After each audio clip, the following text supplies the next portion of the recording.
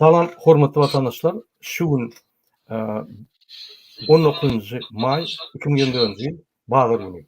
Heplerine Bazyr güni. Hoş geldiniz Demokratik Opozisiýanyň platformasynyň kanalyna. Ýa-da sen nefes bir hirak çykýa, şu bir sesini aradan aýyrmasaň nime gelýär? Ine hoş geldiniz bizim kanalymyza. Bizim bilen şu gün serdar çykyş edýär. Hem TikTok'ta hem TikTok'tan gidipsiz. Açık efirde. Men häzir hem TikTok alyp barýan, hem açyk efir alyp barýan. Şonuň üçin vatandaşlar soruňyz bolsa siz TikTok'ta berebilirsiniz we soruňyz bolsa siz ýa-ni YouTube'da ýazyp bilersiňiz. Men iki tarapdan ýetdirjek. Serdar hoş geldin. Hoş buldum. Bärde meni dinläp oturýan telefonumy sesini aýraýmadym, seni bärde dinläp oturarym. Tamam. Edilleşler Muhammed ağa. Hoş geldiniz. Muhammed ağa. Selamünaleyküm Serdar, salam Murad ağa, salam vatandaşlar, hoş gördük. Muhammed ağa bolmasa bolmaz. Tamam. Baştan beri bara. Sağ olun. Muhammed ağa. Ýa-da hem TikTok'ta barýar, hem YouTube'da barýar. Berekella. Facebook. 7 kanaldan barýar, şonuň üçin azık teknik problemalar bar. Biz ýa-ni duýdanzy etdikler, şonuň üçin taýýarlanmady. Muhammed ağa, eger ruhsat berseňiz, birinji bilen biz şol sorugyny dowam edeli we konstitusiýaga gaýdyp geleli. Eger ruhsat berseňiz. Ruhsat Allah'dan. Ana başlaly onlar. Hormatly vatandaşlar, ýadyňyzda bolsa, ýadyňyza bolşýaly, düşýäli. Biz 20 tane sorugy, ýa-ni halkyň adyndan Serdar Berdimuhammed we berýäli taýýarladyk. Şonuň ýa-ni 5 tane soruny aýdyp geçdik. Ine birinji soru. Näçip 33 ýylda Türkmenistanyň ýa-ni tebii baýlyklary 250 milliarddan gowrak pul satyldy. Näçip ine şol satylan pullar nirä gitdi? Näçip bizim aýlyklarymyz 91-nji ýylda $100, häzir $100. Hiç sat galmady, hiç sat ütgünmedi. Näçip halkyň sosial maddiýaly ütgünmedi. Hani o pullar kim şoňa jogap bermeli? Birinji soru. Ikinji soru. Näçip Türkmenistanyň prezidentiniň aýlygy $12.000, ýa-ni ýa-da 240.000 manat. Ýöne bizim halkymyň ýa-ni aýlygy 33 ýylda şo 100 manat, 2.000 manat. O näçip oraya ul tapawut bar. Prezident ýöne oraya $12.000 almalylar. Manat almaly. Onu 3,5 kursdan hasap etmeli. 3,5 kursdan hasap etsen, oň aýlygy hakykatdan hem ýa-ni takminan 7.000 manat bolýar. Pardon. 7.000 manat goly bolýar. Pardon, 7.000 manat diýerler. Где-то 3.500 70.000 manada goly bolýar, 240.000 manat bolanok. Ine şo ýaly näçip ol dolar, ýa-ni aýlygyny alanda dolardan ýa. Ýöne biz aýlyk alanda 3,5 manat alýar. Bizde $100 bolýar, o bolsa $12.000 aýlyk alýar. Şoňkynam ýa-ni 3,51-den geçirmeli manat alsyn. Ofisial kurta, ofisial kurtun garanti şol dämi? Manadyň hümmetiniň garanti. Näçip şol ýa bolanok. Üçüncü soru. Näçip 33 ýylda pensionieriň pensiýasy 600 manat, ýagny $30. Näçip 33 ýylda ütgümet şol. Näçip inflasiýa gidip dur gaty güýçli. Ýöne bizim pensiýamyz oň ýylyň ýetip bilenok, ýetjegi bolanok. Şu soru. Näçip 600 manada Türkmenistanda ýaşap bolýar. Şonu Türkmenistan prezidenti kanun esasynda, ýagny konstitusiýanyň garanti, konstitusiýanyň içinde hemme zatlar bar. Sosial maddi kömekler, ýa-ni haklar, borçlar, prezidentiň borçlary hemme zatlar. Näçip şol adam ine 33 ýylda pensiýany, adamyň pensiýasyny ödemeli. Şu $30 saklapdy. Käbir adamlar diýär, Murad ağa $20, $30. Oradan günlük görýär. Bir halta un ýa bir kila et bir aýda galany ýok, galyn pullar ýok. Näme ýaşamaly prezidentden sorap berdi diýip aýtdylar. Men şu sözü geçirýän prezidentden. Dördüncü. Näçip şu günkü bizim konstitusiýon hakymy, ýagny adat informasiýa almak konstitusiýon hakymy prezident bozýar. Näçip Türkmenistanyň internet işlenok. Näçip ine Afganistan uruşdan çykan Afganistanyň interneti işleýär, näçip Türkmenistanyň interneti işlenok. Näme sebäpli bir topar milliardlap pullar sowya binalar zatlara elementarny operatorlyk goýup internet güýçlet bilen ok. Näçip halk doğun arnaşlar bilen gülleşenne, ýani gülleş bilen ok, internet ýok, video bilen gülleş bilen ok, näçip surat iýip bolanok, näçip ýani biziň bir topar saytlarymyz ýap. Näçip bizi bir topar azat informasiýadan bizi ýa. Näçip türkmen halkyny ýani türmede ýaly saklanýar. 5-nji soru. Näçip her ýyl Türkmenistanyň gражданlarynyň haklary, ýani azat hereket etmek, azat Türkmenistandan çykmak haklary edýär. Näçip Türkmenistanyň ýani Türkmenistan halkynyň haklary azalýar, o her döwlede wiza girilýär-de biz Türkmenistany açamdykda biz wizalar goýup, ýani Türkmenistanyň halkyny başga döwletlere gitmedi ýaly edýär. Näçip Türkmen halkynyň bütün dünýä hereketlerini pefildýär. Ýani Türkmenistan prezidenti. Näme sebäp şu gadagynçylyk girdi? Şonu düşündirmeli. 6-njy soru. Näçip Türkmenistanda işçilik 50%-dan ýok bolýar? Ol diýmek Türkmenistanyň prezidentiniň işini başap bilmedigi bolýar.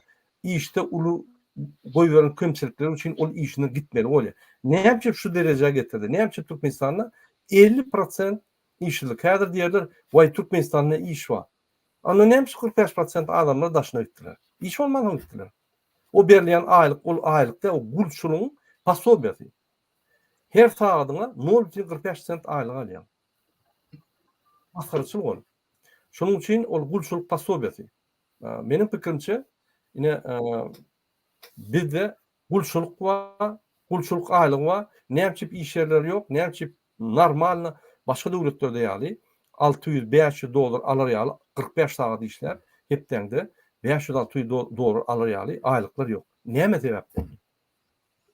Ine $500 ýete 180 pay. Näçip biz 45 sent aýlyk alýar?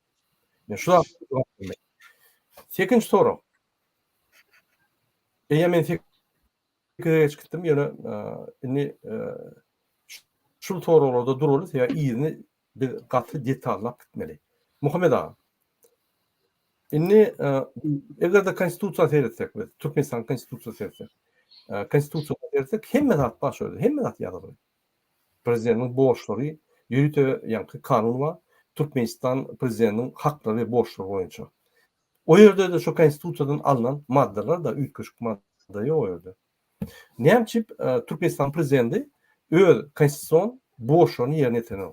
Näçip öz konstitusiýon haklaryna ondan daşary ýani ulanyp, haklarynyň öz ulanmaly haklarynyň ýokary derejede haklar ulanyp, ýagny gadagançylyk girip, ýagny MHM polislere buyruklar berip halky gysyn, halky beýdin, eýdin diýip, olaryň haklaryny, halkyň haklaryny bozdurýar. Şu zatlara öz pikiriňizi aýtsaňyz.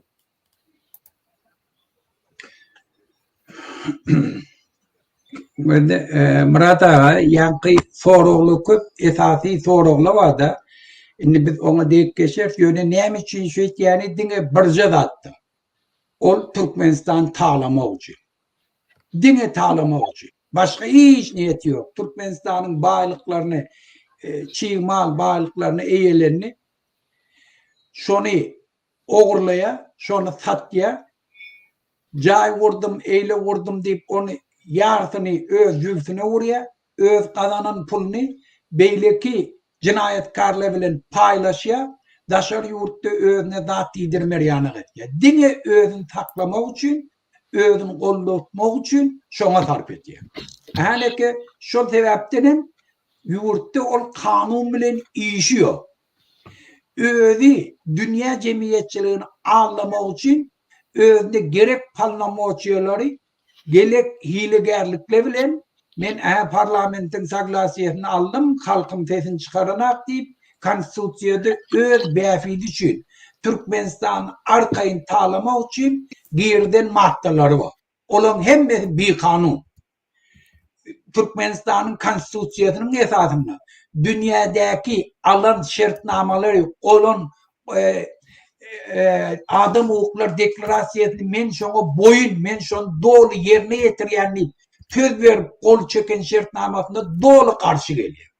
Şol üçin hem ol niyeti şu zatları etmekten dine yuvurda arkayın talımak için ediyor. Şoň sebäbine de bizim halkımız köseniye. Bizim halkımız kulçuluk derecesinde yaşaya. Inni men berjek soraw näme hökümeti. Türkmenistan toğun öz başlak alandan soň dünyadaki bar normativlere boyun boldy. Türkmenistan sosyalistik sistemadan çıkıp Bağdar iktisadiyetine geçecek deyip hemme değişti kanunları, işaretnamaları kol çekti. Näme için şu neçelin Türkmenistan yerleri halka berena. Näme için berena? 30 yıl geçti, 32 yıl geçti. Näme için yerleri halka berena?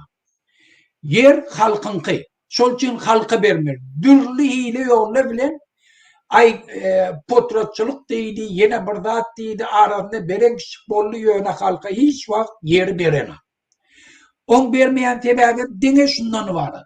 Halkı kulçuluğu öwürdi. Daýhalla halkın döwletin kuli, Berdi Muhammed'in kuli. Daýhalla paxta ekke, paxtasyny $3000 tatýan paxtasyny halktan alýan bahasy $100. Yani gününe $1 halk kazananak şonu. Yani şuna diýende men arada bir neme koydum, YouTube'da vardır. Näille savremenni kulçuluk nämedeni var? Detalni dünýäň ýüzünde adamlar näetdirip savremenni kulçuluk ýolla bilen edýärle halky kulu öwürýärler. Şonda Türkmenistanda da deyip geçilýär. Paxta ýygdyrýany, paxtany ýygdyryp çağalar uğradyp hukumet işgärlerini nastaýaşy cinayete kol etýärler. Dünýä normativini aýak aşagyna goýýar. Şol üçin bütün daýhallary bir kulu öwürer. Şol bir kanun dünýä normativ boýunça da cinayetkär. Eger bundan gaýry bolsa, onda gurbanlyk gününe gel jogap bersin. Näme üçin şu neçenin yerler daýhallara bermedi? Näme üçin traktörlara bermedi? Bir şertname esasında. Näme üçin şu neçelin Doğu Türkmenistan'na privatizasiýa geçmedi?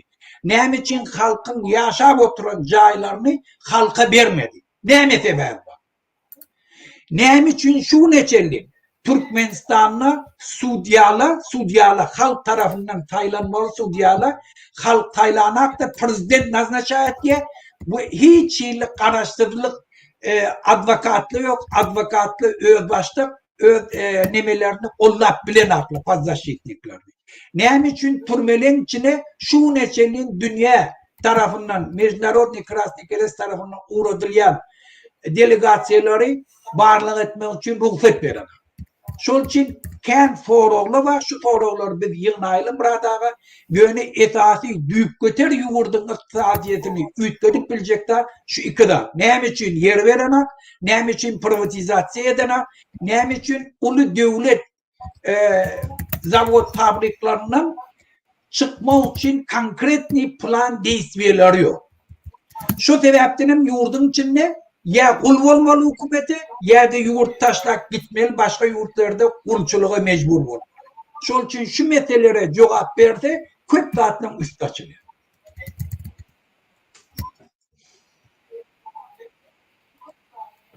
Sağ olun Hamid ağa. Yine häzir TikTok takı olanlar bilen buluşacak. Salamu aleyküm. Talip hoş geldiniz.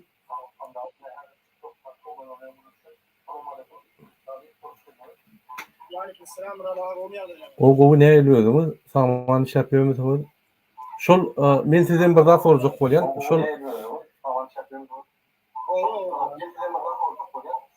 Şol bizim ýaşulymyz bar, ogly ýiten Didar. Didaryň kakasy. Näme bu toz şu taryh? Şonu bir halkymda düşünüp berdiňiz.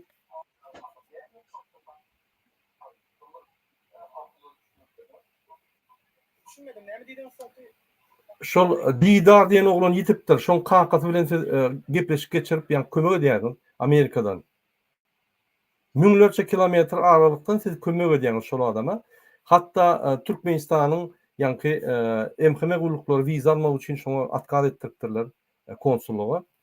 Hökümet kömek etmeýän, hiç zat nimetmeýän ýene de halkymyz bir zat edämese, ol görgüli ýaşy oğlunu halk bolup tapaýmasak ýagdaý gatagyr. Şo barada bir düşünürseňiz, ütköşüklük barmy? Şol ya şol geldim Türkiye gelip bilmedimi?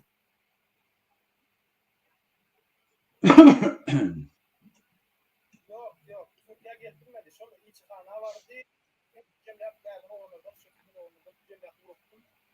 Onlardan Aşkabad'a gayttim ayın altısına.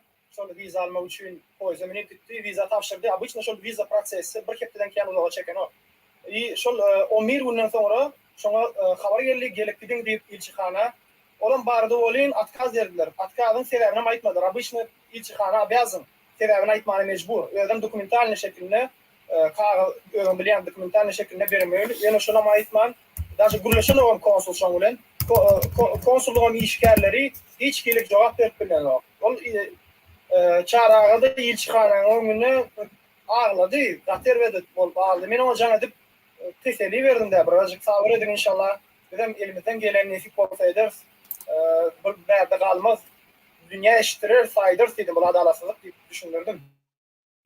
Olan böyle da dedi. Ne şuna göre hareket etmeliler. Mene şu vaktıkça bilemok. Degişli organları, adam hukukları organları da şolara çıkıp da etmeli.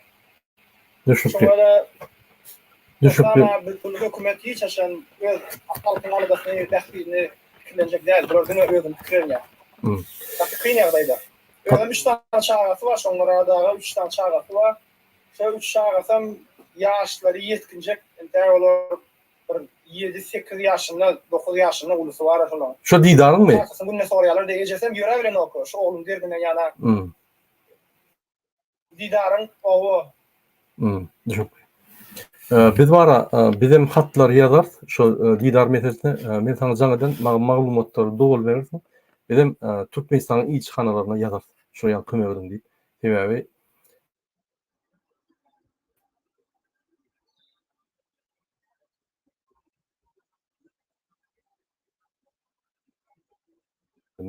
halka hyzmat etmeýänden şu ýagdaýda Türk ilçihanasy ruhsat bermese miýidiň özü gün çykyş edip ýa-ni jaň edip şulu adama hökman suratda ruhsat beriň. Özem onu da ýa-ni şoň wizasyny aldyp kömek etmeli we bolşdy ýa-da konsulun ýoluşy garşy alyp şoň kömek etmeli tapmany. Hakykatan bolmaly zatlar şu. Näme şu bolan ýa-ni çaragan didar ol gitdi. Diňe ol bir sany misal ýa-ni. Şu ýal misal köp ine maňa dün aýtdylar, men gaty ýa-ni bozuldum. Daşarytda bir ýaş olan işläp pasportyny möhürledi utup näme etjegini bilmän, ýyna gaýt bilmän soň özüni asypdyr görgüli. Şu ýaly meseleler köp. Ine bizim halkymyz imsim türkmenler öýleri ýa-ni ýapynyp izolasiýa edip özüne kas edýär. Ine şoň üçin şu zatlar bolmady üçin biz her wagt aýdýar diaspora. Hemme daşarytda diaspora bolmaly. Türkmenler üýşmeli, bir-birinden gaçmalylar. Türkmene kömek etmeli, kömek etjek ýok, inanyň. Hökümetden derek ýok, konsulluk nime pasolstvo, nime grajdanlara garşy işleýär. Bizim hökümetimiz bandit hökümet. Şoň üçin biz özümiz organizowanyna, ýa-ni bir hereketler edämezek, bizde üstünlük bolmaz. Şoň üçin niýde bolsaň adam, şu güne ýem Türkmenistan gurup başlamaly. Birek-biriň bilen ýa-ni ýakynlaşmaly, hiç wagt padwa etmeli. Oňurmaýan bolsaň utanmaly aýtmaly men başaramam diýen taňam bagyşla dost. Şu ýaly birek-birine ýakynlaşyp biz kömek etmeli. Sag bol talip maglumatlar üçin men ýürüýte efirden şu arada sebäbi we hatlar ýazar biz döwletin adynan hatlar ýazyp ýa-ni ilçihanlara ýönler. Köp taňykan edýän işine. Çok sağ olun. Murad ağa Çaraga da eşdiýän bolsa biz alady inşallah bir jan tal diýip pikir edýär, bir swýazyn ýitdi diýip pikir edýär. Görürs näme edilýär. Güýlençler edip bizim öz ýerinde. Biz indi öz soragymyza gaýdyp geleli Muhammed ağa. Ýalňyza siz bu soraga aýtdyňyz, ýöne gaýdyp geleli. Men Serdardan ine sorajak bolýan Serdar. Sen näme pikir edýän? Türkmenistandan 45% halk daşyna gidip işleýär. Şular daşyna gidip hereketler edýär, işleýär. Daşyna şular $500'dan $2000 çel aylyk alýarlar. Men dün bir ýerle görüşdim, $2000 aylyk alýar. 12 saat işläp gününe. Indi ortaça bir $700 hasaplasak, $700 ortaça indi men häzir hasap edip bereyim. 12 saatdan 20 gün işleyen bolsa 264 saat işleýär.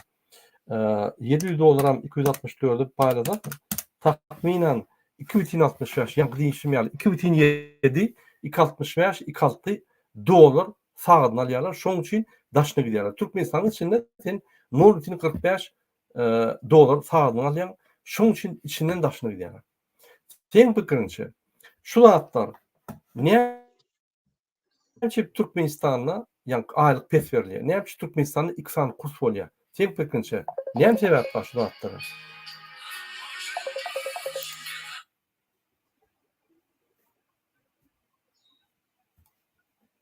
Ferda eşdiýärmi?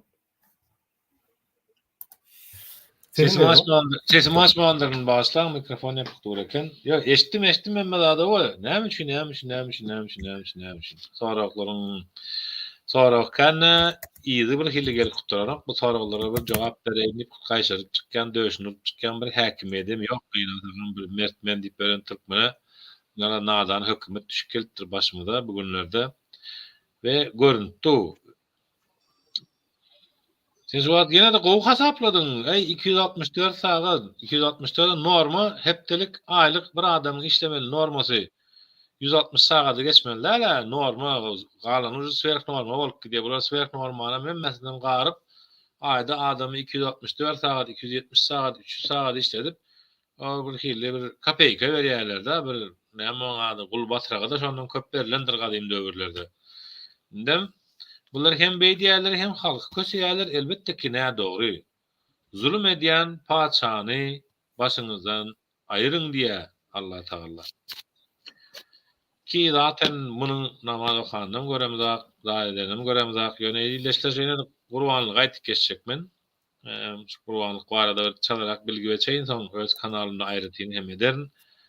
Gurbanlyk bayramyna bilen bayram namazy okamaly. Canlyny soýmaly 3 gün wagtyň bolýar canly soýmana, 1-nji, 2-nji, 3-nji güni haýsy güni isteseň soýup bilersiň. Esasy iş 1-nji namazyny kılmaly, Allah ilki ibadatyny etmeli, dilegiňi etmeli. Odan canlyny kes ziýarata git, öwliýäde ölüleriň görüp gaýt, ölüni görde ibrat al diýär, ýagny ziýarat eden ölüni ziýarat edeningizde o taýda ýatyp turmak üçin, ony ýatlap oturmak üçin däl-de, ony görüp ýatlaň aramyzda da indi topragyň aşagyny näte diýmek, ölüm hak ekenini ziýarata şo maksat bilen gidin diýär öwliýälere diýär. Yani ölümün bardygyny ýatlamak üçin. Allah Taala'nın huzuruna soragy jogaba çykjakdygyny hak bolany üçin. Ve elbette ki bu häkimediň bu edip oturan adamlary 270 sagatlap da işledip ona normal ýalak sanap, o birinciden anormal. Daha Türkmenistanyň zähmet kanununda hepdelik iş sagaty 40 sagatdyr diýär. Diýmek aýlyk adamyň işlejek sagaty 160 sagat. 160 sagatdan aňyrsynda işleýän her bir döwlet işgäri, polisiýa bolsun, mugallim bolsun, doktor bolsun, tapawut ýok, borçsa bolsun, dompraf bolsun, artykmaç hakyny 1,5 meseleden 2 seçerlik göterimde talap etmäni hem indi bu halk öwrenmeli. Bu kanundan çykmak däldir. Muny Angliýada da edýärler, muny Amerikada da edýärler, muny Ýewropaň ösen ýurtlaryň ählisinde edýärler. Halk çykýa, seniň berýän aýlygyň maňa ýetenak, siz meniň hakymy ýeň, tölemen hakymy diýär, zabastovka çykýar. Zabastovka çykanda eline daş, şüşe, avtomat, pistolet alanak çykýar lozumga bilen işe çykmaýa bolany etmeli, işini etmeýä gündelik hökümete bildirýär. Şol hem ulakan protest mitingleriniň görnüşi. Demek doğru düşündürüp bildimmi, doğru düşünüp bildimmi beren soragyna sebäp o soraglara jogap bermeli adam Gurbanguly Berdimuhammedow bilen Serdar Berdimuhammedow. Bular şol halkyň öňünde jogap bermeli şoňa. Ýa naklar ministrlerine ulanman özleri. Ýöne bular ona jogap bermekden geçenmi? Biz hakykatdan hem uklapdyr şu wagtda çelley Türkmen döwletine baş kaldyrmy? Yetmän yetipdir Mahtumgulyň arzuwy diýip uklak geldiler şu güne çelli. Gün-günden bularyň diňe hakyny ýediler, diňe ezdiler. Aradaky bir dostumyzyň diýişi ýalyk Türkmen dünýäniň şu wagt neresine barsa barsyn, diňe kösenip ýör, diňe mucize etip ýör. kellesini haýsy ýurda tutjagyny bilenok. Aradaşa ýurtda ýaşap erkin adamlaryň arasynda ýaşanyň bilenken, sen baý bol, sen garyp bol, munyňa da seredenak, iýýäňmi, içýäňmi, aç gezýäňmi, onuňa da seredenak. Watan watan bolýa, ýakynlaryň bolýa, ýurt bolýa we halk watanyna eýe çyksa, watan şonda watan bolýa.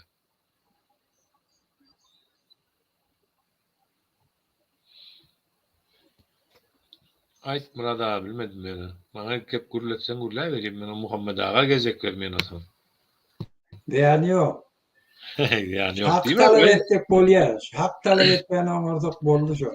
Hak talep etmeyene çıkan günümüz zaten biz ağzı Benim birlik. şu soru Adam.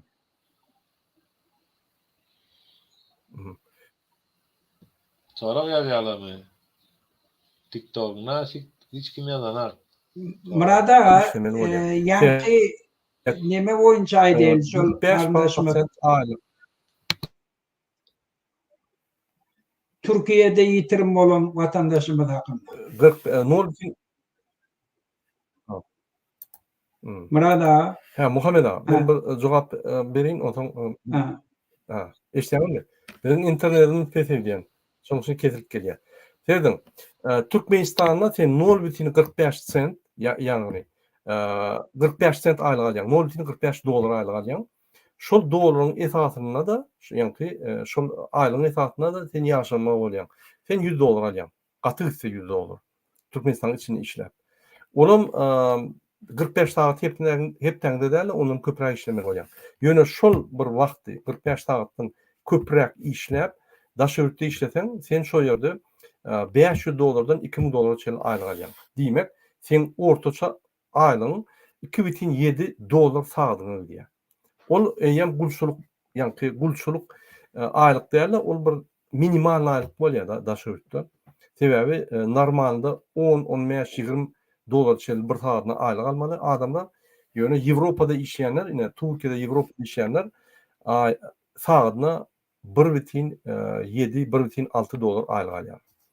Ine şo sebäplen Türkmenistanlylar gitmeli bolýar daşyna, ýani şo bir energiýasyny ýani berip, o ýerde de adatlyk köp bolan soň, ýani itsendik wagt kafeýe gitip bolýar, itsendik wagt onet bolýar, monet bolýar, adatlyk köp bolan soň şöyle gidýärler-de we şo ýerde işlemeli bolýarlar. Näçip şu şertler Türkmenistanda bolanok. Näçip Türkmenistanda 45 saat hepde işlese, takminen 45 saat 1,7 dolardan bolsa 76 dolar. 4 hepde diýmedim diýene 350 dolar aýlyk egerde goýsa Türkmenistanda ýani hökümet onu adamlar daşyna gitmeli. Sebäbi 350 dolar bäýärde alýan bolsalar 45 saatda ýene de bundan beter bir ikinji işde işleseler onu mümkin olur 600, 700, 800 dolar aýlyk bilýär Türkmenistanda. Şoň üçin gitmeyene hiç şeýle ýani neme ýok. Ýöne Türkmenistanda adamyň daşyna gidişi diň ollar, korrupsiýa, hiç ýerde hakyň gorap bolanok. Hiç ýerde sen ýani seni hatap eden oklar. Daşyna gulçuluk ýagdaýda işlese, şonda da şoň adatly köp bolan soň daşyna gitmeli bolýar. Ine şu sebäpler üçin ine ýani Türkmenistan grazdanlarynyň 45% daşyna gidip işlemeli bolýar. Ine Muhammed ağa ýene bir sorum bar. Näçip Türkmenistanyň grazdanlaryna daşyrta pasportlar çalşmany gadanyçylyk etdiler. Näçip pasportçylar we ilçihanlar Türkmenistan halkara konwensiýaga gol çekse-de daşyrta pasportlar öz grazdanlaryna çalşmak diýip konwensiýaga gol çekse-de şonu edenok we näçip şu bir kanunçylyklar bolýar. Ine şu soragy biz prezidente berjek bolýar. Näçip Türkmenistanyň içinden çykjak bolsaň 3000 dolar çelip zatka bermeli, ýagny wiza üçin, ýagny çynowniklara, bir topar işleyen wezipeli adamlara spravka almak üçin bir çykdyjy bermeli bolýan. Bu näme maştabny korrupsiýa dämi? Ine şu zatlara Serdar Berdimuhammedow, ýagny konstitusiýaň garant däl, korrupsiýaň garanty şol adam jogap bermeli. Näçip şoň içinde polisler, MHM'ler, MİD'in adamlary şoň içinde garmatçykly ýani para alýarlar. Polisler olar haklary, hukuklary goramaly. MHM haklary, hukuklary goramaly. Näçip şolar para alýar? Ine şoň üçin biz konstitusiýaň garanty däl, Serdar Berdimuhammedow korrupsiýa garanti siz jogap bermeli. Näme korrupsiýa etdirýäňiz diýip ine şu 8-nji soru nime edilýär. Muhammed ağa, şu ýerde bizim bir bizim bir vatandaşymız şeýle ýazýarda. Men şu kommentariýada TikTok'da. Nime diýär? Hudaýa şükür diýär. Uruş ýok. Başga ýurtlara seret sen arkayn yatıp bilýän diýär Türkmenistanda. Ine şu soraw näme diýär? Şu soraw öňküde men jogap berdim, onu şu gerek size jogap bermem. Näme? Ine şu ýaly adamlar pikirler. Hudaýa şükür. Birinciden provokasyon soru. O belli. Türkmenistan'da hiç arkayın yatana. Türkmenistan'da arkayın gelipten yatan yerden İslenli polisiye gelip alıp gidiyorlar.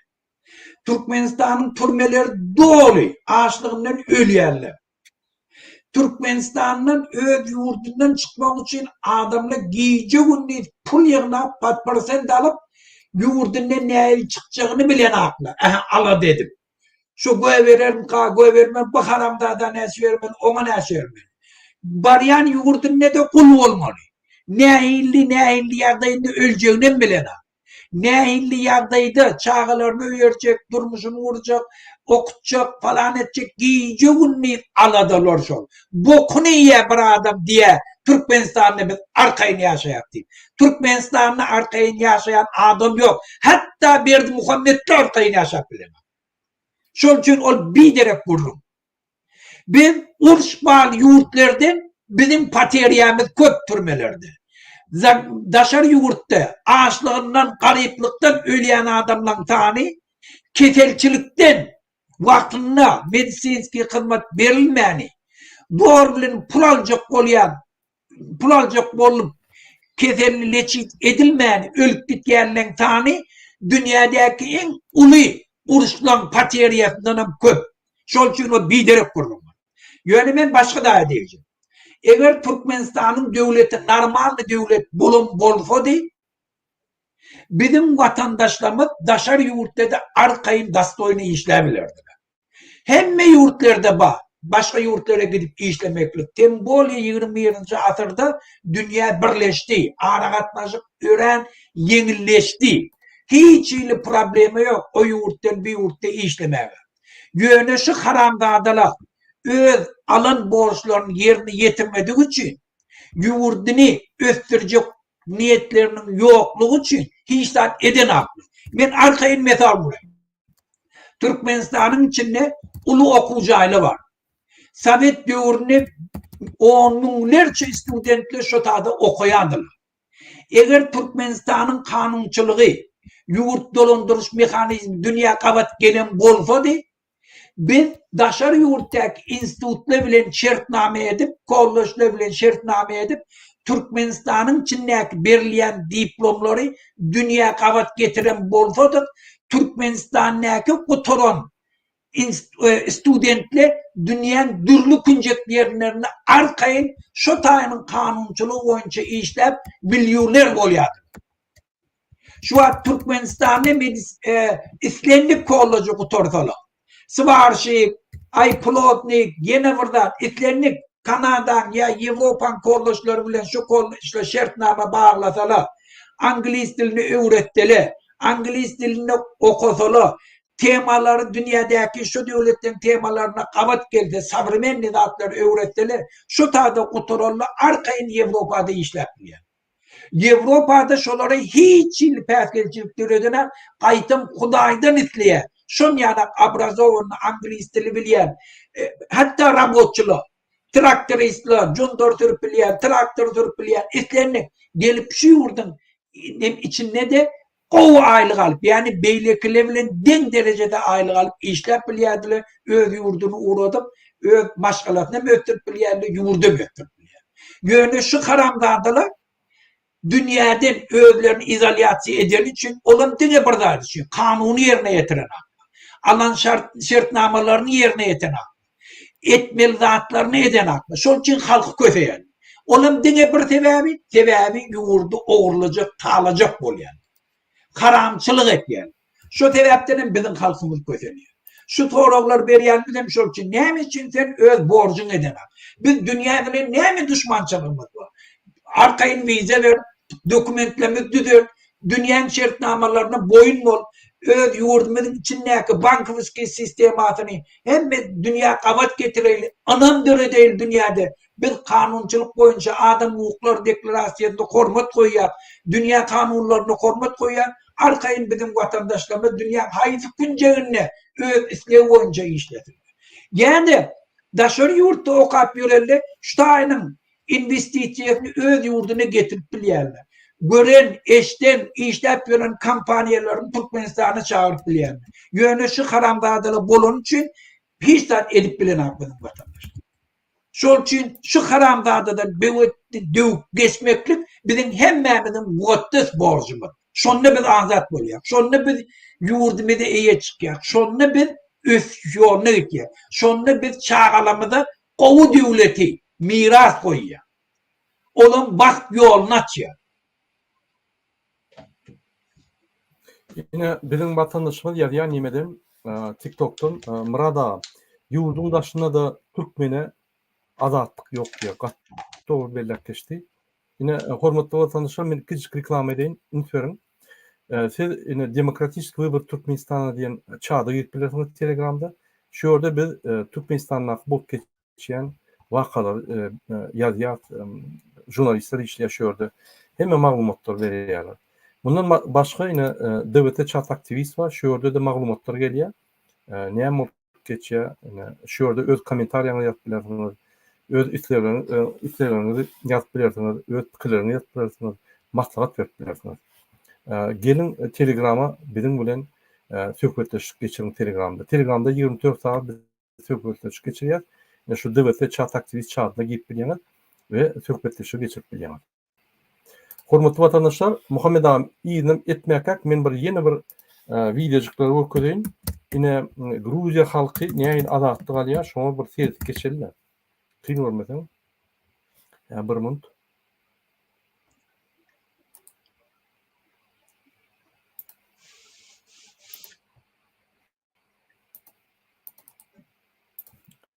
Yine sizin bilşiniz ýaly Gruziýada häzir yine zakon об инагентах, ýa-ni inasran agentler boýunça kanun kabul edildi. Yani parlamentde 3 gezek seyredip kanun kabul edildi. Indi prezidente geçti. Şu prezident tasdiklamadı şonu. Nimme veto goýdy. Bir topor. Men ýalňyş bilsem 136 veto goýdy. 136 san jemgyýet gurumaty adamlar öňe çykaryp şu kanuny ýatyrmak üçin ine prezident veto goýdy. Şu ýaly demokratik ýolun söhbetleşdik ve demokratik ýolun ýanky bähtiş kirip dur. Demokratiýa ýeňermi, diktatura ýeňermi, kanun geçirilirmi, geçirilmelilermi diýip ine halk öňe çykdy. Ünferin men size görkezýän şu videony bir minut. Näme Gruzinler birje kanun üçin köçä çykyp öldürüp gorýar. Glory to Ukraine! Glory to Georgia! Fuck Russia!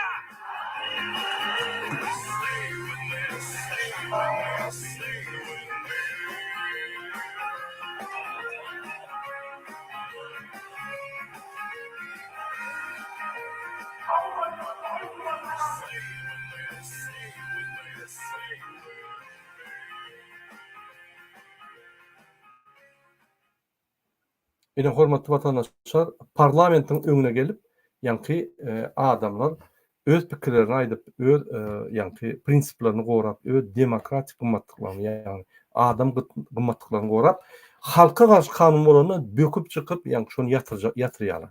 Güreşýärler şu ýatyrmak üçin. Bizde bulan çykarýan kanunlaryny bilemdi oğlum. Gol çek goýberýär, aşagda milisiýa, polisiýa diýär, ine kanun çykdy, gadagançylyk bar. Onu ne halka yetirýärler, ne halktan ýanky habar alýarlar, şu gerekmi size şu kanun gerekmi? Biz näme bolup geçýäni bilemdik sebäbi biz hökümeti ne dolandyrýar halk bolup, ne işimiz var, ne siyasata goşulýar. Şol ýokardan bizi ýanky taýaklap, nira urutdylar, şoňa gidýär. Şu zatlar goýmaly. Bileminni hökümetiň, watanyň, döwletiň buruluşyna, döwletiň ýoluna, döwletiň durmuşyna biz inni güç olmaly. Biz inni ýa-ni öz sözlerimiz bilen, öz gylyk käsetlerimiz bilen, öz hereketlerimiz bilen biz öz pikirlerimizi ýetirip hökümet, döwlet bize işlemeli. Biz hiç şart diýmesek, intim otursak, elbetde etjek ne diýerler. Ýalňyja Muhammed ağa bilen söhbetleşik etdik. Gaty dogry elläp geçdi. Murat diýär. Şol egerde demokrat gelýärse dedi ýa. Ýa-ni halk hiç şart diýmese şolum diktator bolup gider we şolum parhor bolup gider. Gaty dogry elläp geçdi. Menim alalaşýan gelen adam Türkmenistanda bilimleri, adaatlyklary, ýa-ni köpellip, adaat metbugy edip, adaat haklaryny, ýa-ni adamyň adaat haklaryny güýçlendirip, şoňa garamasa kim geläsin diktator bolýar. Şoň üçin biz ine şoň üstünde demokratik topory biz işleýär. Men öňüm aýtyp gelýärdim. Türkmenistan opozisiýasyna dürl toporlar bar. Köýnüne nomenklaturşyklar bar, Hajiýewden başlap. Olar sizi diňe korrupsiýa elter. Sersap bolun. Onuň aýdanyna gidip muny diňläp, ýa-ni aşagyna ol tituşkary diňläp o tarafa geçseniz, siz ýene-de korrupsiýany döwürdiňiz. Diňe demokratik opozisiýa diýmek biz öňde eýem şu meseleleri goýan opozisiýa, adam haklary, adam üçin hökümet işlemeli, giýje uny. Ine şol opozisiýa siziň durmuşyňyzy gowlar.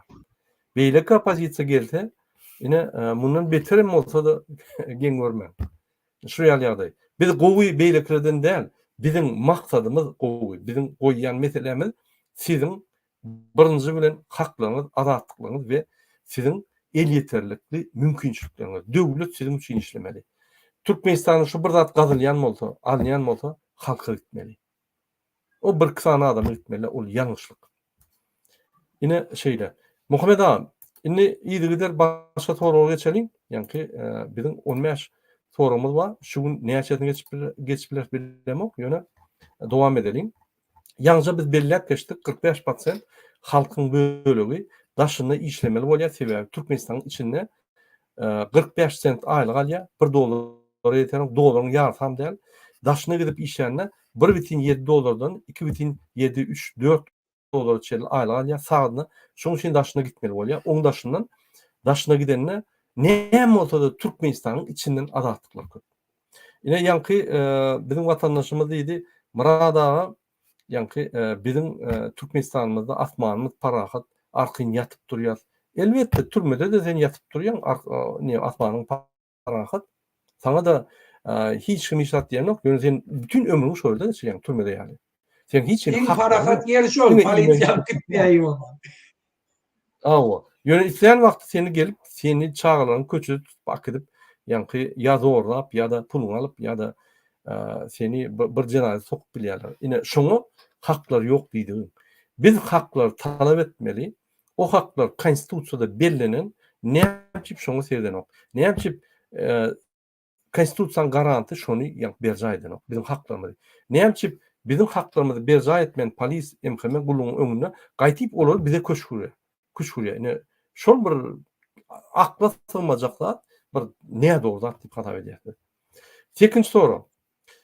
Näçip pasportlar daşarutda ýa-ni çalışmany gadagançylyk etdi Türkmenistan prezidenti. Şoňa jogap bermedi. 9-njy soru. Näçip Türkmenistanyň prezidenti korrupsiýaga garşy görüş alyp baranok. Näçip Türkmenistan 100% korrupsiýaga girdi. Onuň birinji borjy korrupsiýaga garşy görüşmek. Birinji borjy halka ýa-ni azar etdirme diýýär. Şol MHM polis huluky ýa başga çynownyklar halka azar etdirme diýýär. Etme diýýär, ýa-ni gowramaly. Näçip şonu etmeli? Gaýtyp çynownyklar gorýar. Ine mysal üçin men Kasym bilen çykyş etdim.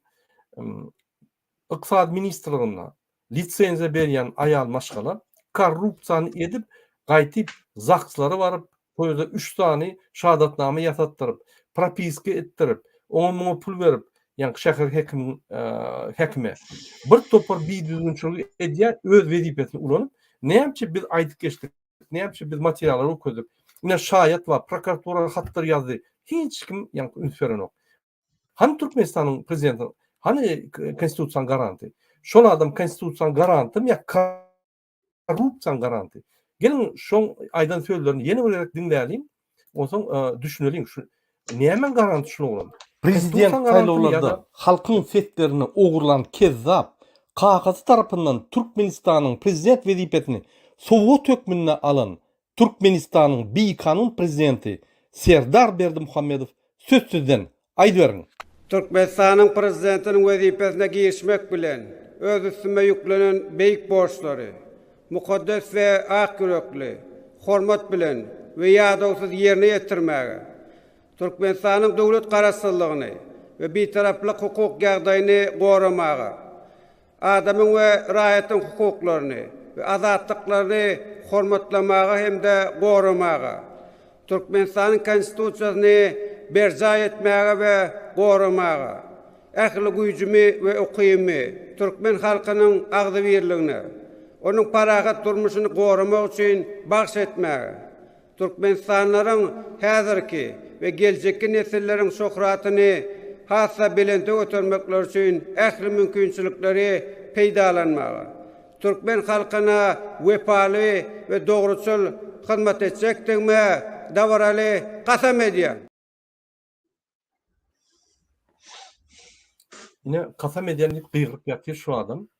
Öden bir kanun prezident, bizim seslerimizde oğlak gelen maşenlik. Şunun için hem şeyle oturttu da. Yine şunu soru.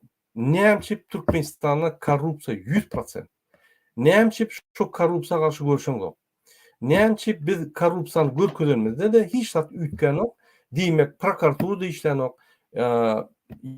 Justitsiya ministerliği yankı, Adalet ministerliği işlen yok. Hiç ministersi işlen yok. Nemçip şu da hatları ünsörlen yok. Bizim aydan adımız bütün dünyaya Nemçip Türkmenistan'da çağrı görünler yok. Biz töhmet adamda yok. Bir adam prokuratura hat yazıp, baş prokuratura prezidente hat yazıp şu da hatları iyi verin ne de aymen YouTube'u göremek deyip bilýän ýöne hat özüňiz aldınız. Şu hata da jogap berýän yok, vesirden yok. Näme şu hatları edýäňiz? Ya siz korrupsiýan prezidentim, ya siz korrupsiýan garantimi? Ýalnja onu diýmek siz sübük ýalançy. Ýankı diýen zatlaryňyz men adamyň haklaryny gorajak, men konstitusiýaň ýankı kepili, men hökman kasam edýän ýankı bir toprağda aýtdyňyz ýöne hakykatdan siz korrupsiýany dörüdüji, saklaýjy we korrupsiýany östüren adam bolýaňyz. Yani hiç çare gören yok. Ya görüp bilen yok. Çare görecek bolsaň kakanız üstüňizden dubinka bilen kelläňizi berýärmi? Näme düşünen yok biz. Şoň üçin Türkmenistan'da soňky 2 ýylda korrupsiýa mundan beter güçlendi. Hiç bir görüş alyp baran yok. Baş prokuratura hiç ardalar üns beren yok. Näme şu zatlar bolup geçýär? Bir kançylyklar. Siz şoňa jogap bermeli prezident hökmünden. Ine 10-njy soru. Inni 10-njy soru. Näme üçin Türkmenistan'da her ýyl bizim halkymyz pes edýär ýankı. Meçhur halkymyň meçhur pes edýär. Näme boldy? Näme üçin bizim halkymyz Türkmenistan terk edip maşgala alıp gitmeli bolýar? Amerika, Dubay, Warşawa, Türkiýe gitmeli bolýar. Näme üçin oraya uly migrasiýa bolupdy? Kim şoňa jogap bermeli? Näme üçin Türkmenistan'da 4 milyon halk ýaşasa siz ýankı hemme maglumatda statistikada 6,5 milyon diýip aýdýar. Hanşo 2,5 milyon adam bize görkezmi şonu? Bize görkezmi şu 2,5 milyon adam ine diýeri ine şurada diýip şonu görkezim. Näme üçin maglumatlary siz alýaňyz? Maglumatlary ýankı beriňizde, statistikan beriňizde bütün dünýäni alýaňyz we Türkmen halkyny alýaňyz. Şonu siz bize düşünün. 17 soru. Näme üçin Türkmenistan dürdülenen beri Türkmenistan'da açık konvertasiya yok. Näme üçin 3,51 manat $1 diýip karar çekdiňiz? Ýöne hiç ýerde o karar boýunça hiç ýankı manat çarşyp bolan. Näme üçin Türkmenistan dürdülenen beri 2 kurs ýöredi. Näme üçin şonu edýäňiz? Ýöne halky gedaçylykda saklamak üçinmi? Ya da siz şonu sakla bilen yok. Siz okuyupsız, siz başaran yok. Sakla bilen yok. Ve Türkmenistan'ın hükümetini açacak olup manadan açacak. Düşünün şunu. Halka. Näme şeyle bolýar? Näme üçin Türkmenistan'da 33 ýylda manat 1000%'dan ýokary ýankı düşdü. Näme ol? Näme sebäp? Sizin ol alyp baran işiniň netijesimi şo 1000 edek ýankı manat düşdü. 2 manatda başlady. Häzir milyonlap kurs. Näme boldy?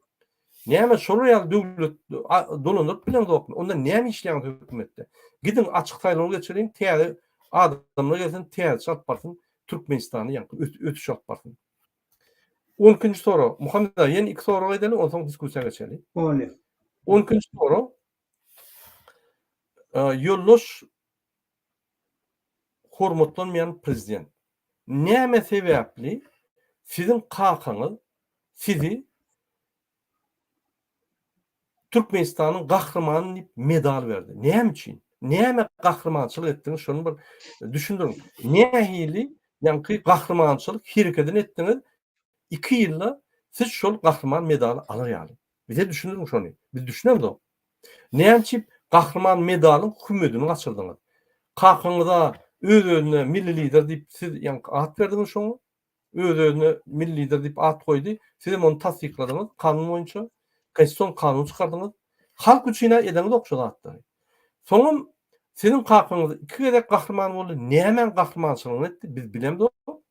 Bar eden gahrymanyçylyk ýagdaýda pullar oglady. Sizem 2 ýylda gahrymany boldyňyz. Näme gahryman hereketler etdiňiz? Bize düşündirin şonu. Bize biz bilmeli. Ya siz ekonomikada ulu praval eden soň, ýa-ni ulu katastrofa sokan soň, siýasatda ulu katastrofa Türkmenistan sokan soň, şo sebäpli size medal berdiler. Düşündirin. Egerde şo sebäpli medal berilýän bolsa, onda siz Türkmenistanyň ýarty, ýa-ni çynowniklara gahryman medallaryny bermeliler. Sebäp olur kezapçylyk edýär siz ýaly. Näme üçin onlara medal berilmedi? Şu zatları bize düşündirin. Türkmenistan'ın içinde açık çumur ekonomik kriz gidip dur. Bu näme? Sizin siyasatınızda praval näme? Katastrofa değil mi? Elbette katastrofa. Siz Türkmenistan katastrofa diýäňiz. Näme çip onu siz ýa gahryman medal alýaňyz. Siz efektivne Türkmenistan dolandyryp bilen zok. Türkmenistan'da hiç hili ýa-ni döwlet guruluş sistemleri işleýän ok. Bir vertikal korrupsiýon sistemi işleýär. Şo bolmasa Türkmenistan wapşe durup kalýar. Näme şu zatlary siz ýa-ni düzeltmeýän, bu efektivne ýolçylyk etmeýän katastrofa getirmem gahryman medal alýaňyz. Siz Türkmen halkynyň üstünden güleseňiz ýa-ni kakyňyz. Şonu düşündirin. 13-nji soru. Näme siz Türkmenistan prezidenti bolup şeýle karar çykardyňyz. Daşoz vilayatynyň, Lewap vilayatynyň, Mar vilayatynyň adamlary Türkmenistana, ýa-ni Aşgabatda gelip propiska bolup bilen oklar. Gelip arkyň gezip bilen oklar, maşynalar bilen giyip bilen oklar. Şu zatlar düşündirin. Näme? Lewapdaky, Mardaky, Daşowdaky ýaşaýan adamlar Türkmenistan garaşdan dämi? Ya olar kimsidilen Türkmenistan garaşdanmy? Ýa şu zatları bize düşündirin. Näme esasında siz şuraya karar çykardyňyz? O karar men çykaramak bolsa aşağıda polisler, emremeler sizin gönden gön görkezmäňiz bar diýip aýdýarlar. Onu basın şolar näme şol şeýle diýär. Murad ağa, täze häkim bellenen mara, täze häkim bellenen arkada.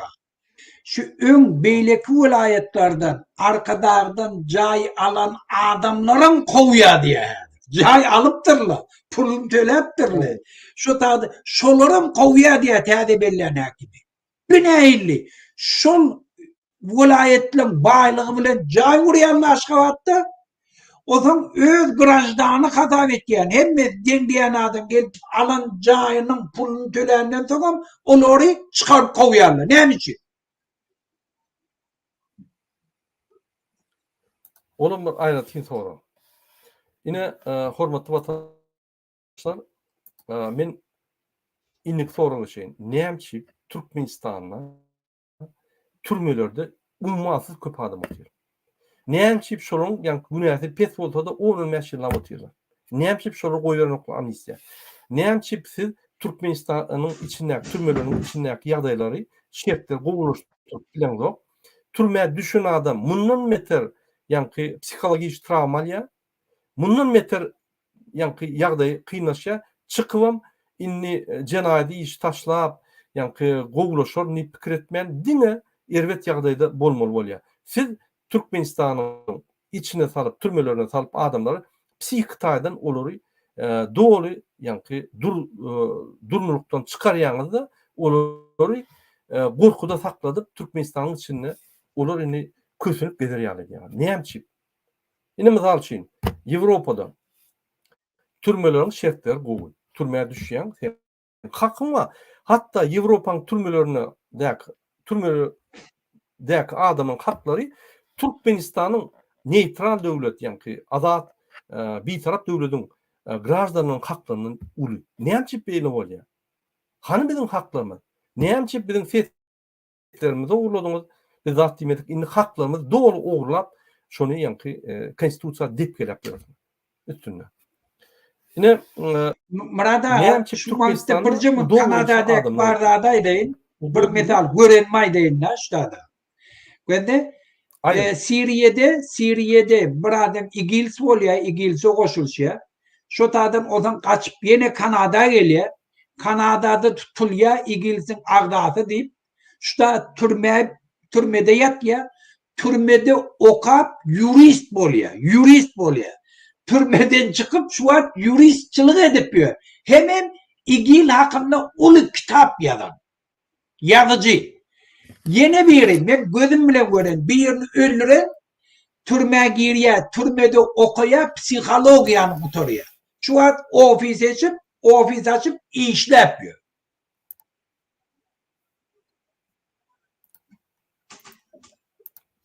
Bak sen onu ýa türmeden çıkan adam özüni kemsidýär, sebäp psikolog, psihik tarapdan ýa-ni bu muny psihikasyny muny erwet edip daşna çıkıp bir beýlik adamlar ýaly bolmaýar. Hemme zatdan gorkup, ýa-ni hemme zatlara çekinip, indi şu adam öz ömrüniň ýa-ni geljekde mümkinçiliklerini unutup bilmeýär. Boldy. Onuň üçin kres bolýar. Ne şu näçip bolýar şu zatda. Näçip Ýewropada, ine Amerikada sen türmäge düşdüňem şo ýerde 4-5 ýylla bir topar bilimler alıp çıkıp institutda ýa-ni egzamin tapşyryp bir hünärap bolýar, jurist we ýokary hünär we şo hünärde işläp bolýar. Türkmenistanda gynatan türmäge düşdüň bu tordy. Seni Başla Murat, türmeň içinde ka okuýar institutda. Türmeň içinde ka institutda okuýar. Şoda. Tamam.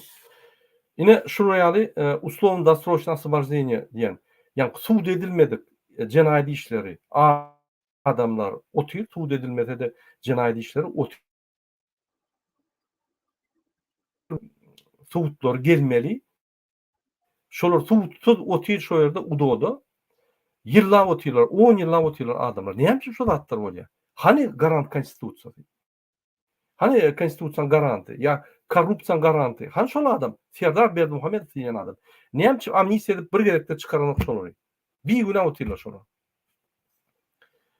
Ine soňky sora o diskussiýa geçeli Muhammed agam Serdar. Näçe Türkmenistanda korrupsiýa özüp ýa-ni mövjud diýär. Näçe sen Türkmenistanda çynonik boljak bolsaň hökman suratda pul bermeli. Onu ýem çopanlara milýär. Men göň aýdyn. Daýhanlara milýär, çopanlara milýär. Hekim arçyn ol bul boljak bolsaň hökman pul baryp eltip gaýtmaly. Näçe Türkmenistanda hökümet wezipesi satdyk boldy. Näçe Türkmenistanyň hökümeti hökümetiň wezipelerini aparat prezidenti sizin ýanyňyzda ýa-ni 5 metr gulaňyzda işleyen aparat prezident kiosk, magazin kiosk ýaly wezipeler satýar. Sizin kabinet ministriň ýolbaşçysy, siz birinji ministr. Ýa-ni sizin kabinet ministriňizde adamlar wezipeler kioskda magazynda ýa-ni baklaşka bilen suw satan ýaly satýarlar. Näme sizin ýanyňyzda şol bir 10 metr bolan 5 metr ýanyňyzda siz şolary dolandyryp bilmediňiz siz ukypsyz boldyňyz bolýar-da. Näme şu zatlar bolýar? Han sizin ukyplygyňyz, han sizin korrupsiýaga garşy görüşýäniňiz. Näme Türkmenistan çynonik boljak bolsaň hökman pul bermeli. Elbetde onda diňlik kezzaplyk geler. Elbetde kezzaplyk gelmem ýene de halka topulup halkdan şo berilen pullary almaly bolýar. Diýmek kezzapçylyk, korrupsiýa döredýän siz bolýaňyz. Diýmek. Ine Muhammed ağa şuraýaly soraly bar. Diň olmaýaşyny aýtdyk, ýene 5 tan soraly bar, ýöne diskussiýa geçeli. Şu gerek.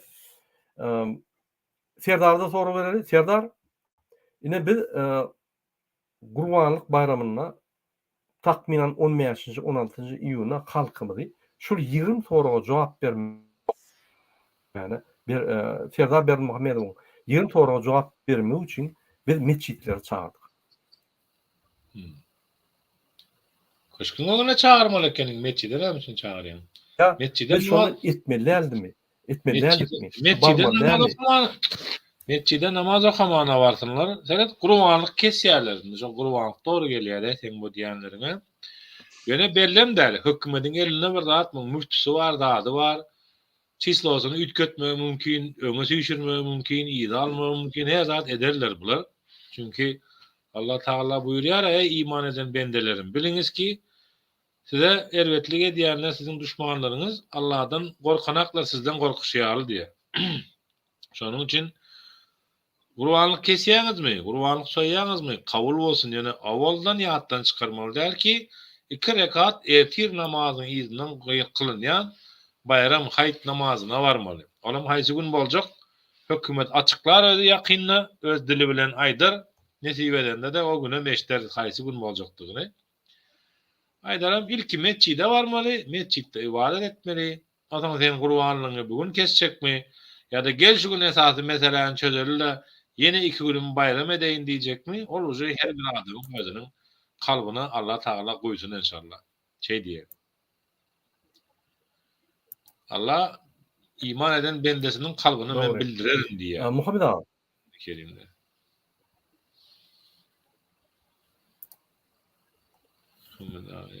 Muhammed ağa, ine ýalňyja soralar boldy da.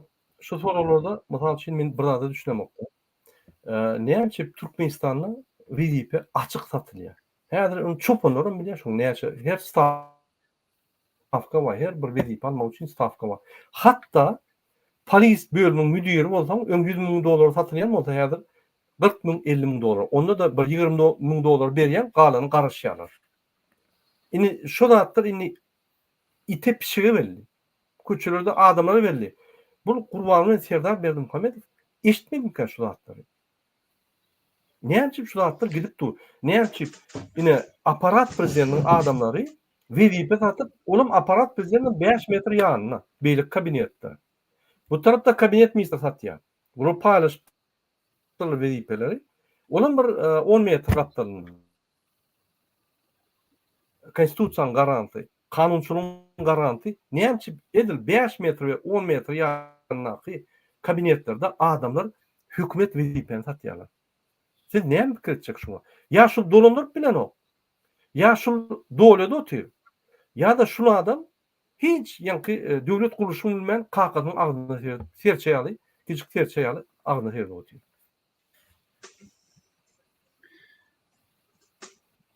Bolmy Murada?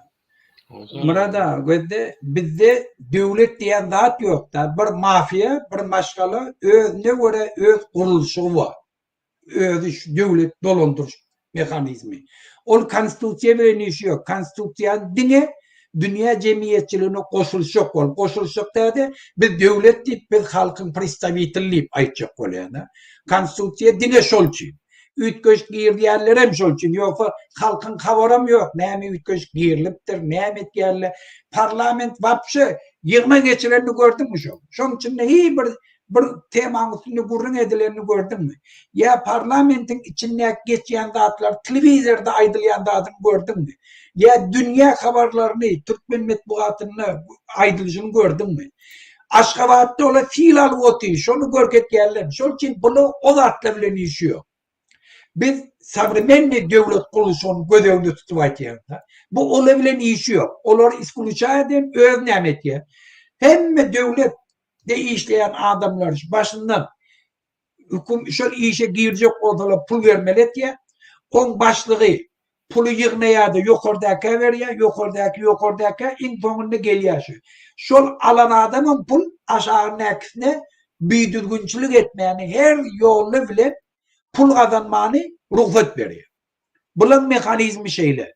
Şol üçin her bir dolujunuz Türkmenistanda satylýar. Satylmak näme? Sen bar näme etdiň et, biz sen ýygyňda göne bildile öz günen tutubam aýrýar. Eger şol üçin hem hökümet biz aydamızda şu zatlar görkedemizde derrol çare görecek bolýar. Sebäbi sen özgüne sen aşağıdakilerin ağzını yapıp bilmendirdin, pul alýan adamlaryň ağzını yapıp bilmendirdin, biz seni tutýak da oklaýak diýer. Bizim halkymdan şu dudaga düşen adamlar. Çaresiz özler. Pul beripdirler, patprosen alypdyrlar. Şu tölen pulunu hökmen ödemeli. Şol için hem namusyndan, wejdandan, imandan geçip öz halkynyň garnaşyny dürli ýollar bilen ijek çöreğini çağlarının ağzından alıyor. Bir şu sistem şeyle dörer. Şu sebepten biz diye eğer viziyatka bermeseniz ya viziyatka berilenine şunu video düşürseniz biz şunun karşısını görüşüp bilýär. Ondan Berdi Muhammed'in hiç diregi yok. Berdi Muhammed aşağıdakilerine onun buyruğu verip bilmiyor. Sebäbi olan hem de türmeye basmalı. Türmeye basılacağını bilen adamı yukarıdaki şunu koramalı, mekanizmi korap bilmeyeceğini bilse aşağıdakiler viziyatka verip şu tak barmayalı, doğrusunu satın almayalı. Yani duruşu devlet şunun kuran struktürü özünden dargaya. Biz şu an hem ekşada aytýar. Siz hükümette işlediniz, diýany yok. Şu neçelin oğurluğa medendirdiniz, demek bir kanunçuluğa olmuyor. Şundan dinaylı, siz bize kömek edin, siz özünüzü halas etýäňiz birinciden. Sebäbi şu neçeli, kim şu doğrucunuzda oturan mı olsa, sen şunu satın alıp baran mı olsan, şu doğrucusunda oturan turmaya düşün. Şundan bayap çıkan yok. Ya yokorka giden, yokorka varıp şu tadın turmaya düşün. Şol için Türkmenistan'da hiç kime emniyet yok. Hiç kime parahat atman yok. Hemmesi ötürmeye gidenine karışıyor. Hükümetin içindeki işleyen. Daşındakile de şeyler. Ben burada bir imigratlan meselesi boyunca burada Türkiye'si. Vatandaşlar, Türkmen devleti dünya cemiyetçiliğinin önüne o neki kol çeken konvensiyasının esasına hükmen öz grajdarlarına daşarı yurtta pasportlarını şu yaşayan yurtlarına vermeli. Şunu borçlu hükmen etmeli. Eğer şunu etmese manası ne? Yani men sana doküment veremem. Şol için bel kastlayın. Daşarı yurttaki gelip veren öz grajdarlarına cinayet etmeye itikleyen. Cinayet ne? Şol hükmen yemeli, içmeli, bir yerde yatmalı, giyinmeli. Şu pulları kazanacak bolsa, eğer pasportu bulmasa kazanıp bilmiyor. Şol için ya oğurluk etmeli, ya terörçülük, cinayetkar toporlara koşulmalı, ya başka cinayet yolları bilen çok güdüranını görmeli. Şol için şunu cinayete koşuluşlarını hem ekşem bilye, devlette de bilye, şol için şolara pasport ver, ta kanunu işlep bilsinler diye. İnni bir devlet şunu, önünden şu zatları bilip, öz etmeli borçları konstitusiyoyu bilip, şunu etmese o cinayetkar. Öz halkının karşısına etken cinayetkar.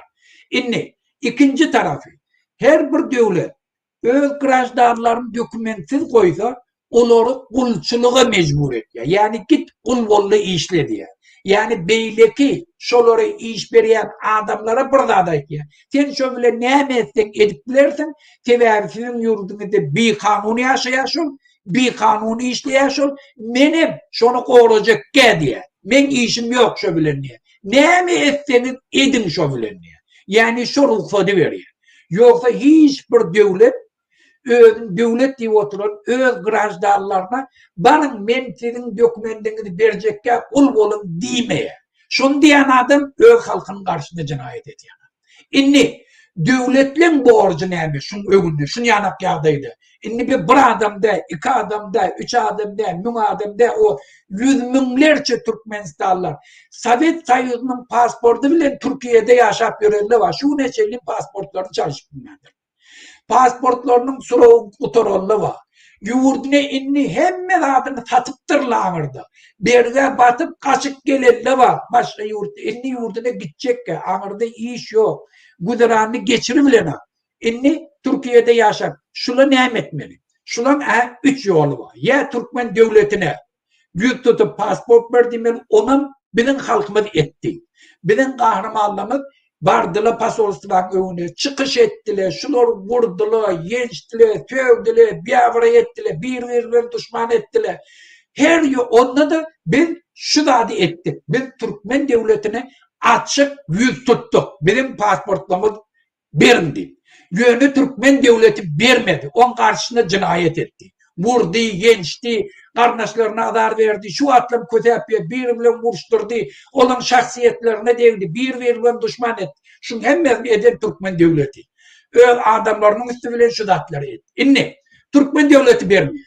O zaman sen hayfi yurtta bolsan, şunu yanak yardaydı, dünya normatifi boyunca. Sen şu yaşayan devletine yüz tutup biliyor. Men Türkmenistan'a gidecekken Türkmen devletine yüz tuttuk. Türkmen devleti bize pasport vermeye. Şol için biz sizin grajdanınız olacak. Şu devlette şuna cevap ver. Ya şu devlette Türkmen devletine yüz tut ya, ahaleke sizin grajdanlarınız bize yüz tuttular. Şulara siz pasport verecek mi ya verecekken? Eğer Türkmen devleti verecekken değilse ona pasport verip biliyor.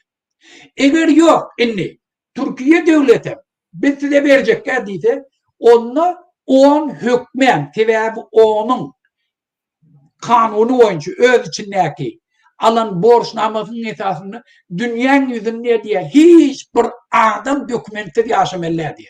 Şulan programaları, esasi borçları yerine getirmeli. Hemişe de şunu detaylı hem yerde öğreniyor. Şol sebepten öz üstüne alıyorsun. Şolara doküment vermek uğruna. O zaman o ne ya? Türkmen devletine yüz tut ya. Afsalını, hani ki şunu yanak adamdan 1 milyon 200 bin, 300 bin, 50 bin, 5 bin. Senin grajlarlarını bir de yüz tuttu. Biz gördük. Siz şunlara veriyorsunuz. Veya pasport vermeyin. Eğer ona verecekken bir şuna deyse o zaman onu Türkiye devletine yüz tutuyor. Türkiye devleti siz şunlara pasport verecek mi?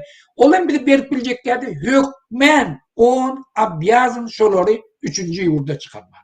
Ben özüm şun misali vatandaşlığı da benim şeyle. Ben İran'dan Sovyet Soyuzu'na vardım. Bize grajdarlık vermediler. Biz grajdarlık vadip dokümentime biz grajdarlık yani hiç daha hakkı bulmuyor. Şu tahada yaşap bilen yöne hiç daha hakkı bulmuyor. Şol esasında biz yaşadık. Biz Türkmen devletine yüz tuttuk. Türkmen devleti bolya deyip ağladı. 5 yıl, 6 yıl geçti üstünden. Biz onu yüz tuttuk. On Türkmen devletine o da verecek akittiydiler. Şeyttiler beni Kanada'ya getirdiler. Şun yanıgan Tacikistan'dan gelen Türkmenler var. Uruş olanlar, kaçıp gelen Tacik Türkmenleri. Türkmenistan'da 30 bin olay şola vardı. Ola da şu bizim prosesimiz geçti. Türkmen devleti şolun hemmesine Türkmen grajdarlığını verdi. Şunun için devletli borçlu şu meseleyi çözmek, vatandaşlar. Şunun için sizin etmeli adına Türkiye devletine yüz tutmam. Türkiye devletine yekelikte ya köpçülükleyin bolup yüz tutun, bize grajdarlık verin deyip. Eğer vermese siz onu yüz tutuyorsunuz, on hükmen sizin meseleniz çözmeli. On eğer sizin meseleniz çözmese, onları suud edip boluyor. Şu cevapkar adamları, şu cevap vermeli adamları suuda yüz tutup boluyor. Şunun köpçülükleyin bolup edip boluyor. Hiç kıyınçılık yok. Şunun için vatandaşlar, Türkiye'deki yaşayan, dokumentsiz kul olma. Köfenme. Bir kanun yaşamam. Kanunlu yaşamaklık demek yani adatlık, den hukuklu olmak. Sen öz geleceğini planlaştırmanın, çağılan aladet etmenin. Şol için hemen şu attan aladağını edin, yankı diyen de atlımı edin. Sağ ol Muhammed ağam. Ben sözü Serdar'a vereyim. Serdar, bizim yoğuş tamamlandı. Ya 1 saat 14 minut eyyam efirde. Men häzir TikTok'tan toruğu hatların İran'ın prezidenti yitiptir vertolyotda düýjagy diýip aýýarlar. Muhammed ağam Kavarım ba, hava şu bu arada bir kaçıktır. aýtdy. Ayatullah mı?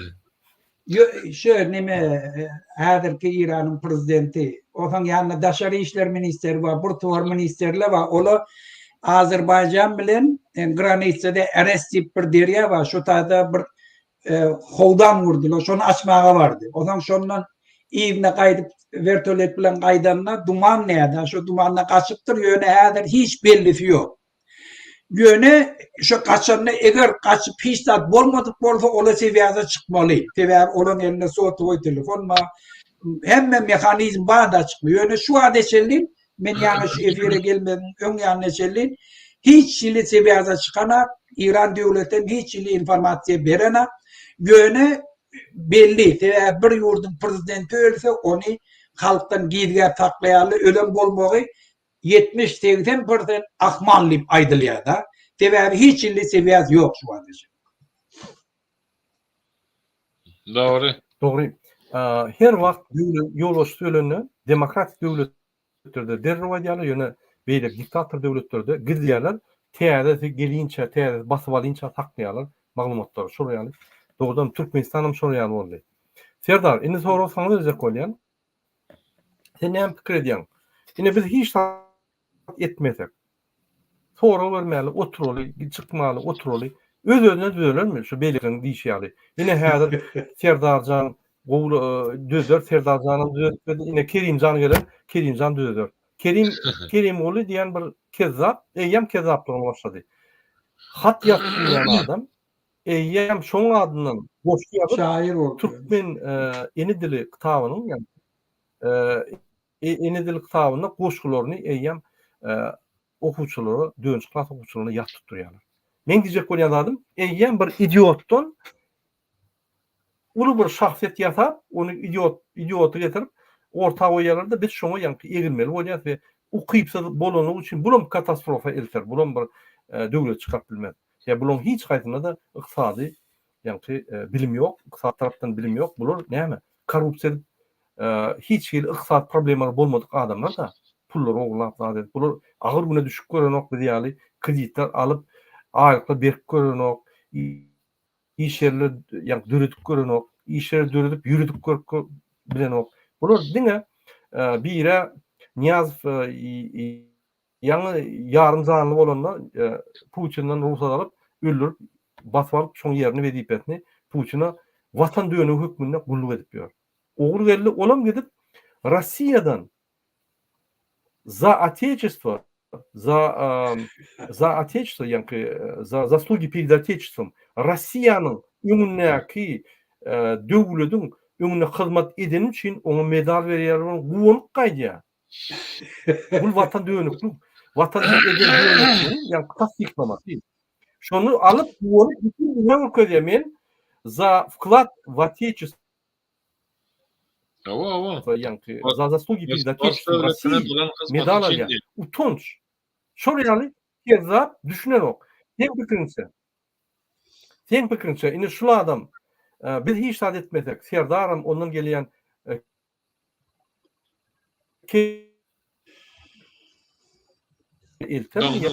näme pikir edýär?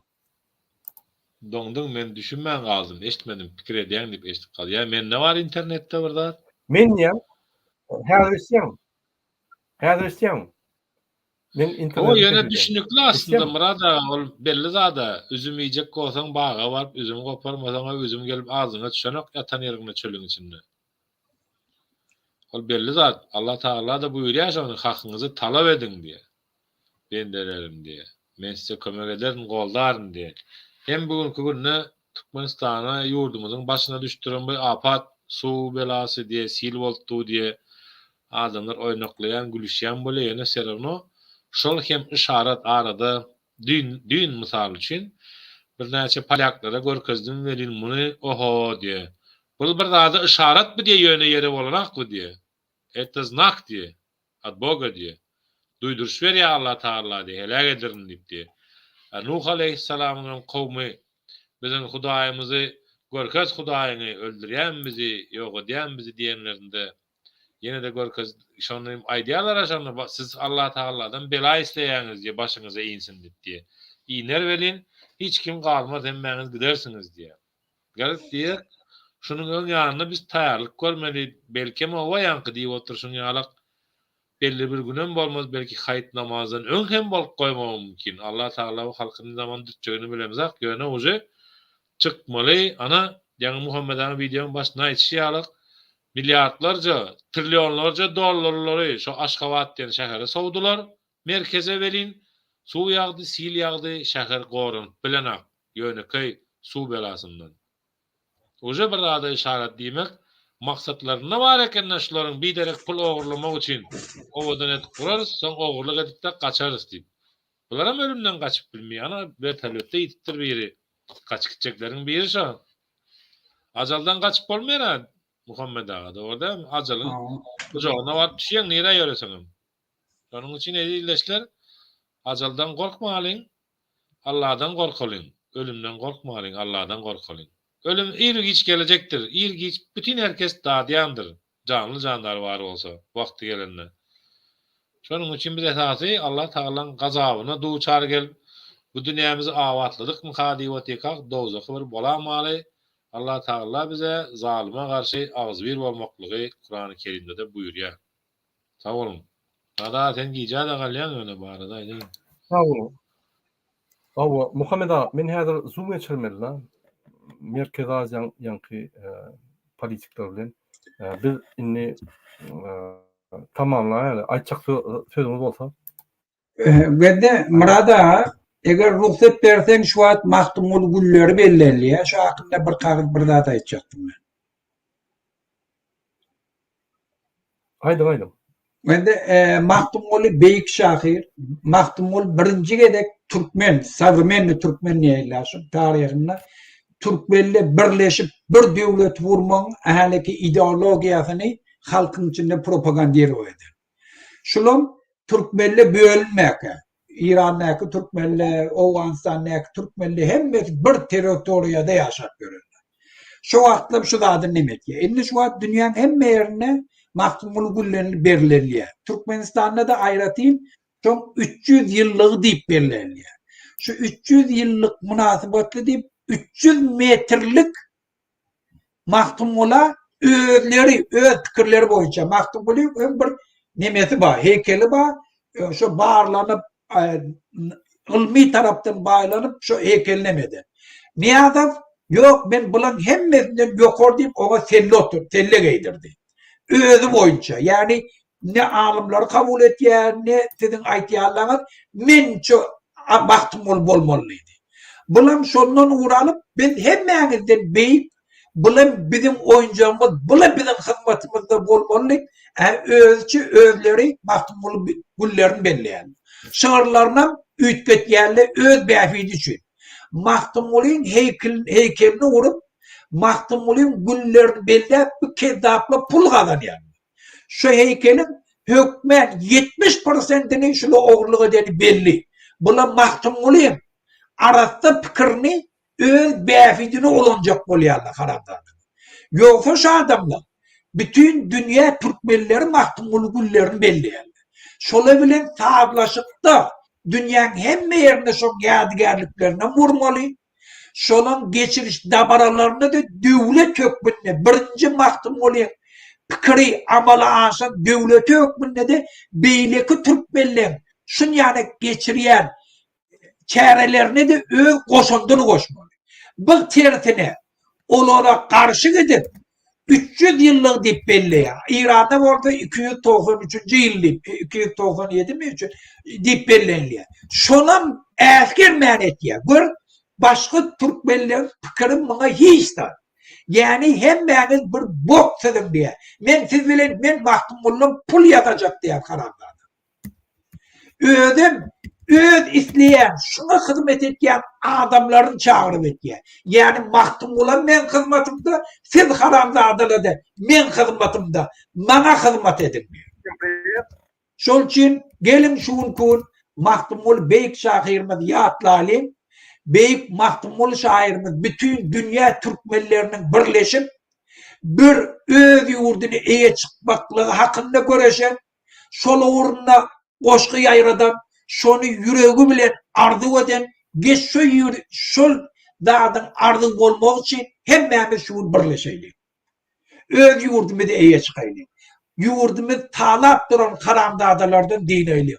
Şuň kun Türkmen, İran Türkmenleri öz pullary bilen şu halkyň her kim özü yüreğinden çykan malyny eltip şu taýda gurbanlyk etýärler. Şu taýda pullar şol pulla bilen Yurdun içinde Mahtumul Güllerini äleke näçe ýyllap iyiligi derli bellek gelýär. Gıylantakam şuun öňü İran'ın şu meselede öňe düşüp birjim şuna maýdaýyn ozan mutly. Beýik şairi, ýazgyjy Settar Soğuy aradan çykdy. İkun muny şu Mahtumul Gülle ödem şu zady iyiligi derli halkyň arasına gidip Türkmen dilini taklap, Türkmen dilini koş geçip aradan çykdy. Ona ýatlaýlyk. Olam bizim aramızda koy hemişe diýir bolsun. On ýana adamly ölmeýe. Yatan yer ýakty bolsun. Galanlaryna Allah kuwat bersin. Tamam. Aydın olsun. Hormatly vatandaşlar, bağışlaň men häzir Merkez Aziýanyň fiýat.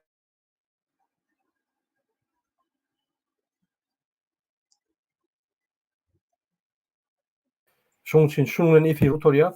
Biz 22 çıkışlar